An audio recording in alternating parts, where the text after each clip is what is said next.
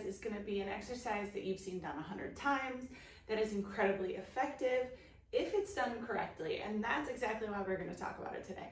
So you will need a bench of some kind, or maybe your coffee table, the end of your bed, as long as you can get some good support.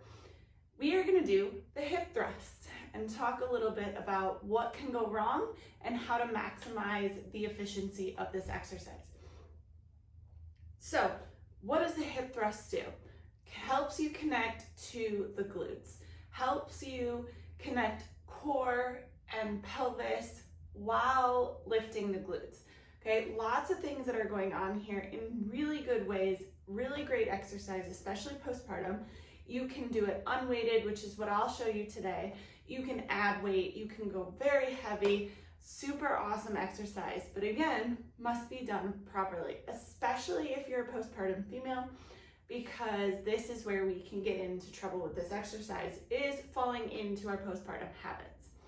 What I mean by that is, we'll kind of talk about it as we go, but thinking about that anterior pelvic tilt where the belly's spilling forward, back is arched, flaring the ribs, those kinds of things can happen in this movement if you're not careful. So that being said, join me. Grab your bench, your coffee table, whatever it might be. We are going to come down on the bench so that the bench is right about that bra line. Okay, and really, depending on how high your surface is, you could start from a seated position on the floor like this. Okay, feet are going to be hip width apart. Make sure both feet are facing forward. You're not turned out or turned in. And then we'll play a little bit with the distance of your feet from the bench for maximum efficiency. So once you're up, you don't want your feet too far out, and you also don't want them too close. So you're kind of at, once you're in this top position, knees will be at 90. Now, a trick that I like to use is thumbs at rib cage, fingertips at hip bones, and the space between those should not change. So as you hip thrust, you're here, okay? Now, notice as I lift up, my head doesn't move. The space between my fingers is staying the same. You can put your arms out, okay? Or if you have a weight, you can support the weight, but I do like this tip to kind of get that feeling. So things that can go wrong is we can lower just here, okay? I'm squeezing the glutes, and then I'm letting the back arch, belly spill forward. Nothing is happening here at my upper body. On the reverse, right? We can now flare the ribs, and you're not actually really squeezing or moving from the glutes. So we're connecting the ribs and the hips, and everything moves as a nice solid unit. Really squeezing those glutes to bring your body up, okay?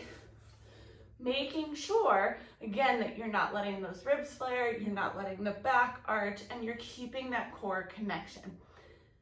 The other thing that we want to look at, and I'll show you in a second, is making sure that you don't over thrust at the top. So this tends to happen sometimes as well when we go to do things like, say, a hinge, and we push too far forward with our hips. Same can be said when you're in this hip thrust. Okay, when you come up, you want everything to stay in a nice straight line. We're not over thrusting at the top, head doesn't fall back. We're not creating this arch, okay?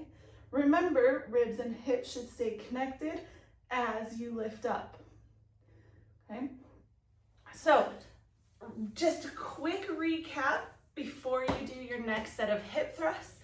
You want to make sure that you can keep that space between your ribs and your hips the same, so you're not arching your back, you don't have your ribs flared, feet are not too far or too close, and you're not over thrusting at the top. So it seems like a lot, but once you get it, you will feel it and you'll know you're doing it right. So give this a shot, let me know how it goes, and I'd love to hear, what was the biggest thing that you didn't realize you were doing that you fixed after watching this video? And I'll see you guys next time.